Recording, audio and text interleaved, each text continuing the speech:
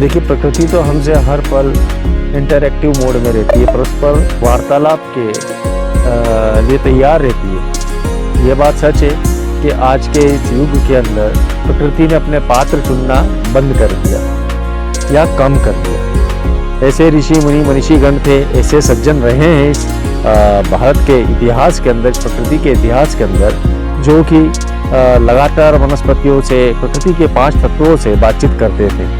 हम कहते हैं ना, तो हमारे जितने स्पिरिचुअल डॉक्यूमेंट्स है, वेद है, वेदांत है, उनके अंदर ये उल्लेख है कि उन्होंने ध्यान लगा करके भी अंतरिक्ष के रहस्यों की खोज करी।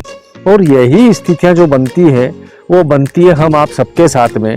हमें सिर्फ कोशिश ये करनी है कि प्रकृति जो हर पल हमें संदेश देती है, याद रखिए, प्रकृति हमें हर पल हर क्षण संदेश देती है।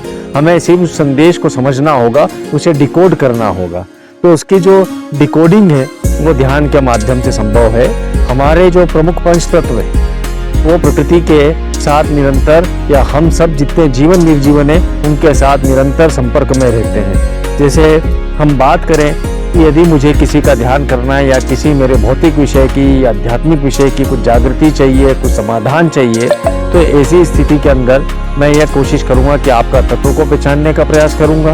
हमारे जितने शिष्य हैं उनके लिए हम इसी प्रकार के अभ्यास देते हैं कि वो तत्व को जब पहचान लिया, जैसे कि किसी का तत्व जल तत्व है, तो उन्हें मैं पोखर के किनारे, तालाब के किनारे, नदी के किनारे, या फिर यदि वो बड़े शहरों में रह रहे हैं तो एक बड़े पात्र के अंदर जल भर करके उसके स्पर्श के साथ में ध्यान लगाने को कहता हूँ। उससे यह होता है कि वो जो जल है वो भूमि के संपर्क में, वो भूमि जो है वायु के संपर्क में, वायु आकाश के संपर्क में है, और इसी प्रकार से अग्नि के संपर्क में है। तो ये परस्पर जितने तत्वों के हम बने पंच तत्व,